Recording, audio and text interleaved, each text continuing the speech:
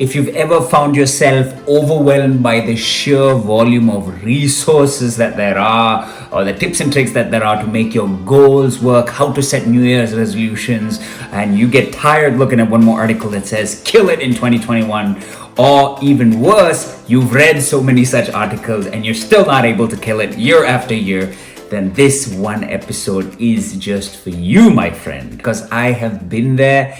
It is no fun to watch years and years of unfulfilled goals just go by, or worse, you kind of start journeys and abandon them halfway because you're just not into it. This episode is to take the pressure off and also share with you my strategy for how I managed to circumvent,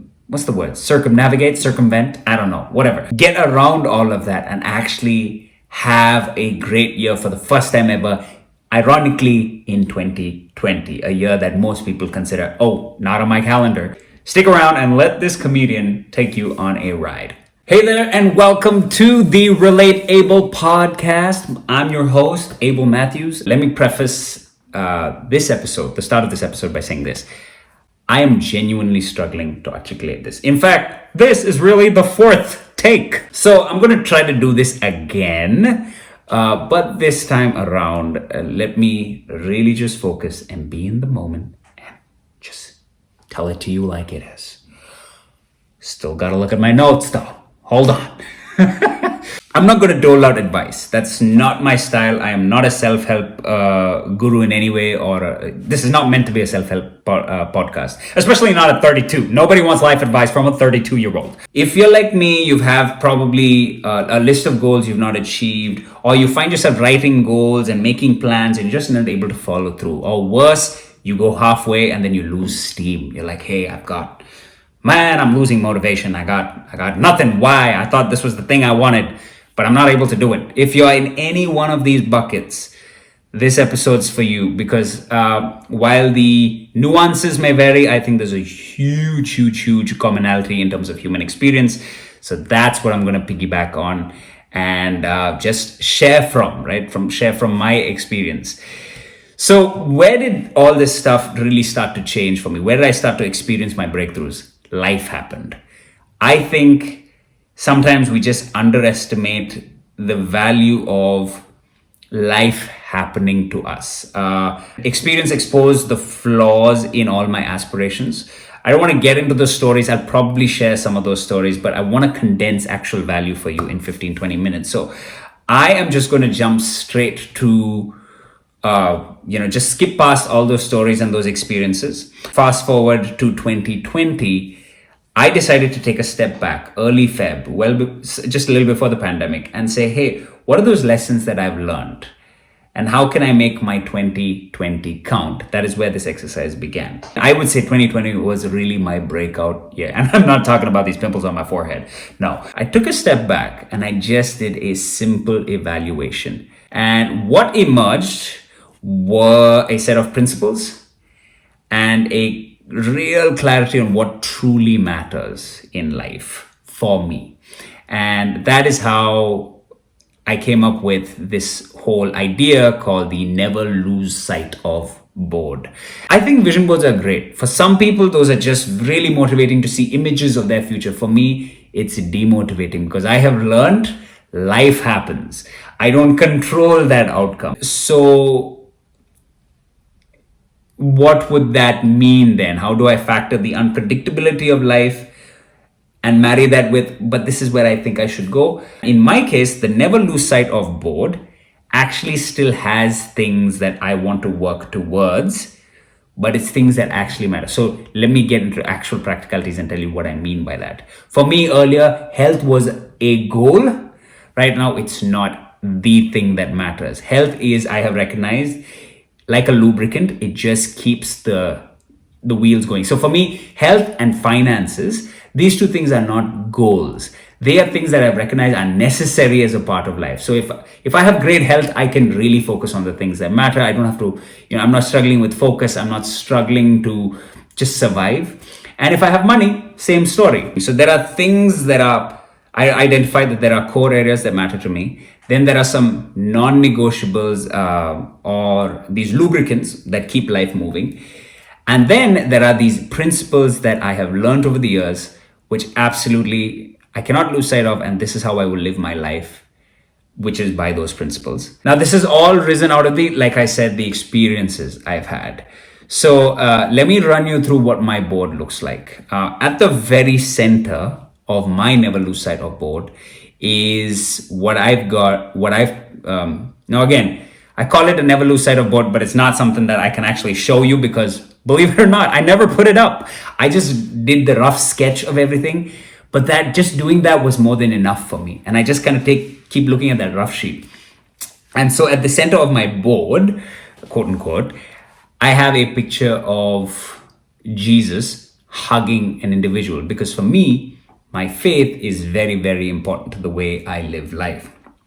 For me, it's the start and the end. I believe my life has a purpose. I was created by someone for a purpose, and I need to work on a relationship with that someone, not just for the sake of knowing my purpose, but for the sake of knowing that person as well. And that is pretty much the very center of my life. How I've recognized that it's probably key is also because of some very, very critical experiences of miracles that I've had in my life. Let me share two. There was this year, for example, where I had 2 surgeries, both life-threatening surgeries.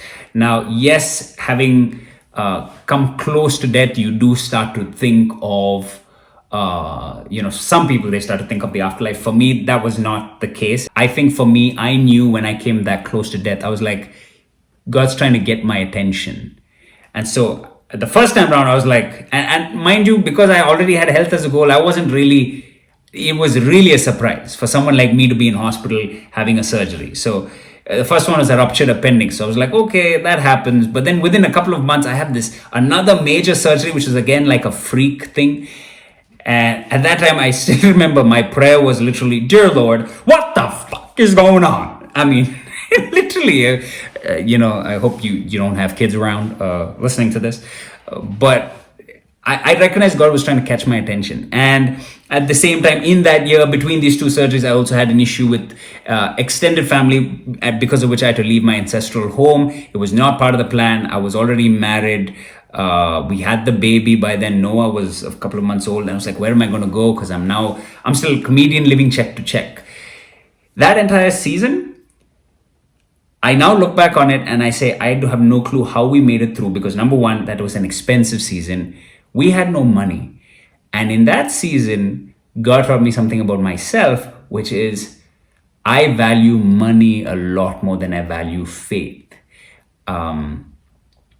Because he literally brought me to a place where I had no money to pay even for the first surgery. And I still remember someone I don't know well, coming and offering me money to clear that bill. An acquaintance who was coming by, and he says, look, you know what? If you don't have money, I'll be willing to pay it. And not because I was asking, because mind you, my pride would not allow me to do that. It would not allow me to ask. So I have no clue how he knew this dude, but he did pay for it.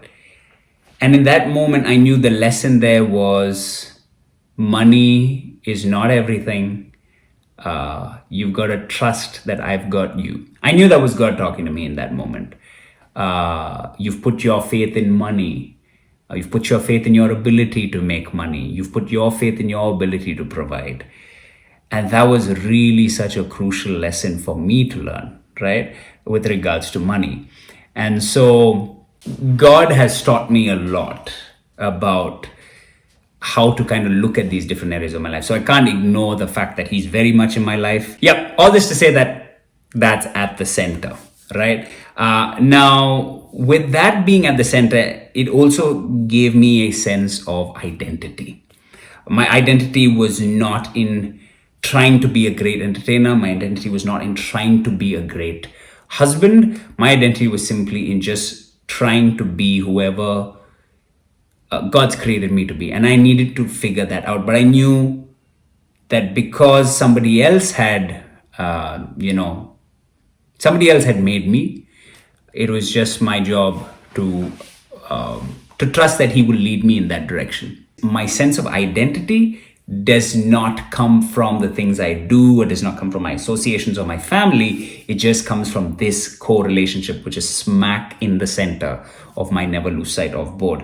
Which actually also brings up a great point, which is a lot of goals that we have as people are centered, have something to do with our identity. We identify with those goals. For me, I've realized if the goals themselves are a way of creating identity, they tend to fall apart.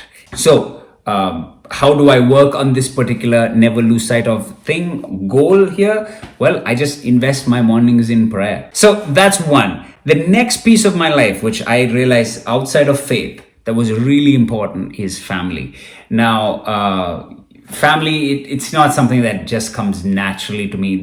I have to really credit my wife for really being an example that I live with about how someone values family and kind of has this image and goal for family. I never had any such goals or an image, but family is very strong for me, because I recognize that when it comes to legacy, that will be your main legacy, not your business, not your successes. It would be these kids you leave behind, and maybe the spouse I leave behind, and just how they feel about me. Did I add value to their life? Were they inspired by being around me? For me, that really matters. And I think when I take a look at family, that is now a piece I try to very, very strongly engage in. And we do some simple things now where we try to make sure we have one meal a day together. Sometimes that's dinner, mostly that's dinner. And as best as I can, I try to give my son some time in the evenings, like 20 minutes or 30 minutes out of a really busy day, just to play with him. Because I know that's building that bond.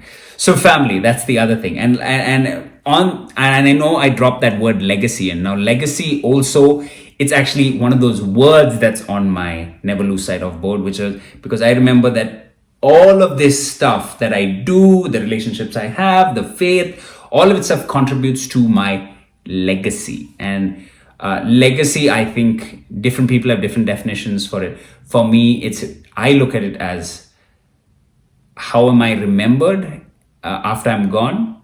And I also look at, are people able to say that their lives were, changed? Is there something that they are benefiting from even after I've passed because of what I did for them? And that for me would be part of the legacy. I don't know if there's a word for that, single word for that, but that's how I think about it. Yeah, and then there is another important aspect of legacy, which is work. Now, work is a very, very big part of me. It's a strong part of who I am. And there's just lots of hats I like to wear as far as work is concerned. But none of those hats are with the purpose of now building this monument to myself. But it really is with this, genuinely, it's with this purpose of, I want to make the biggest impact possible on different kinds of people, whether it's by making them laugh, whether it's by providing them an opportunity with regards to a livelihood, which is to work for me, or whatever that's going to look like, right? I just want that aspect of my life to be as impactful as possible and as meaningful as possible to many other people. And yes, also because financial health, good financial health, is also extremely important to me. I come from a background where finances, there were seasons where it was great and there were seasons where it was not. I just could never sit with that instability. And again, this is no shade, casting no shade on my parents. I mean, they did the best they could, and they really gave us whatever they could, the best that they could. And but I recognize, just from watching their lives, I recognize that there are certain things that they could have done better. I recognize that for myself. And I wanted financial health and financial prudence to be a strong part of the things that I never lose sight of, and also of the legacy. So, like I said earlier, money and health are the lubricants, and those experiences I had in the hospital really taught me about the value of money, and it also taught me about where money comes from. It doesn't come from my effort. It also, there has to be somebody else who also blesses all those efforts. So I think just keeping things in the right perspective is really where I'm going with this. I think once things really just started to shift, and once I really had this set of this healthy framework, or this healthy set of principles, healthy set of motivators, I think that's when I really started to crush my goals.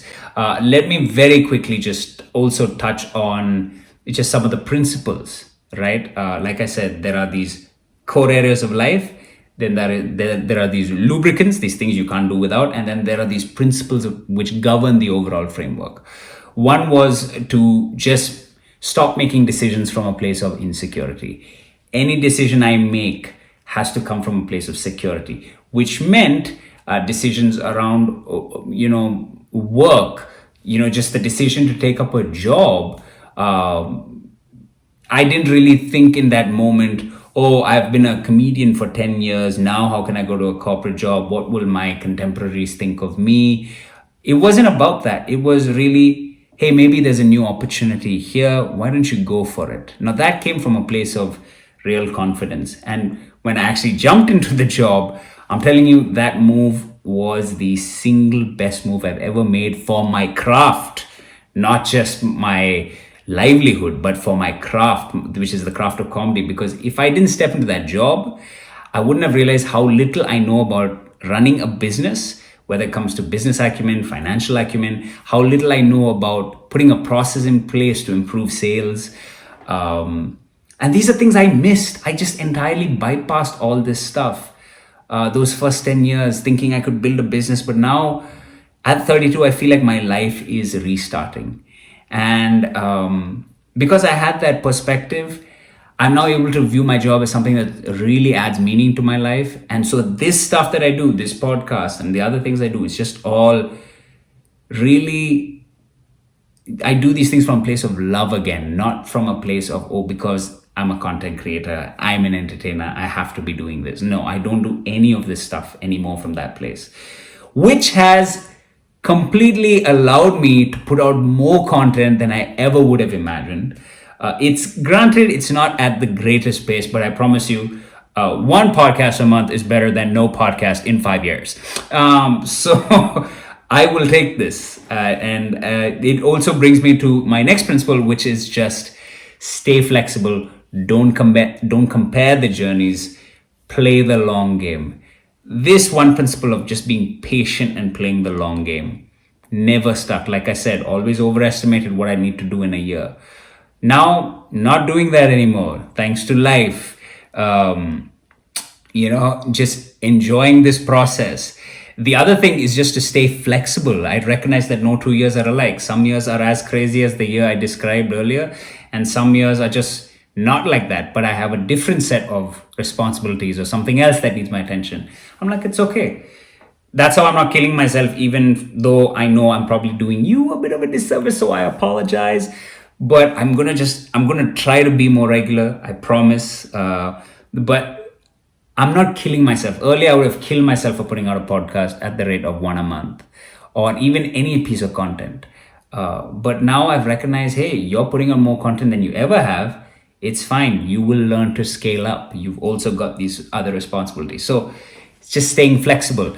And one of my favorite principles now, which I've seen a close friend of mine live by this: simple living and high-mindedness. It's supposed to be a Gandhian philosophy, a Mahatma Gandhi philosophy, but I don't know if that's true. That's what I read somewhere online. But it definitely is something that I'm beginning to embrace a lot more. Just making life simpler. So some of those decisions would look as crazy as, the current place we live in.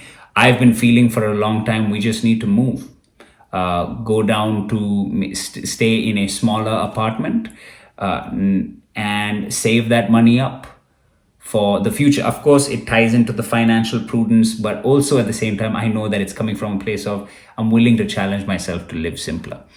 That's just an example.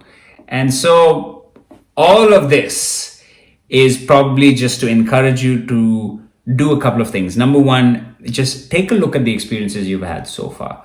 Don't look at them from the lens of, my gosh, this has set me back. Just take a look at the experiences and say, what can I learn from these? What good lessons have come out of these? And then, take those lessons and say, as a result of these lessons I've learned, what do I truly appreciate now? What do I truly value now? And then see if you can put together a set of principles which would govern the way you live life, so that those things that you've identified as the ones that matter, you can fully devote yourself to that. If you listen to everything I've said, it really sounds like my goals were reframed and distilled. That's really what happened. I started out by wanting to be this great influencer and entertainer. Now it's not that. It's not that I wouldn't appreciate it if it happened, but I think it's so much more. I recognize that the impact I'm making on people is so much more valuable and meaningful a metric than you have 500,000 or 1 million followers. But that being said, please do like, subscribe, and share, okay? I still need that. It'll be nice if some people started following this and told me what they think. And, I would just really love to hear from you as far as this podcast is concerned, because I'm trying to improve this stuff. I want more people to listen to it, okay? So don't take me literally, but understand the sentiment, where this is coming from. If it didn't make sense, feel free to hit me up. I will not be offended. I'm trying to refine this as I go. But if it made sense to you, then please do subscribe, first of all, on Spotify, on Apple Podcasts. Do leave a review. You can do that on Apple Podcasts. On Spotify, a follow would be awesome. And if you could share the episode, let people know, I would love that. Feel free to subscribe up on YouTube as well if you'd like to watch the video. And leave me a comment, Abel Matthews Entertainment. You can find me on LinkedIn, Facebook, and Instagram at that handle. I'm on Twitter at Abel Matthews ENTM. Unfortunately, entertainment wasn't available. Just let me know what exactly about this content resonates with you.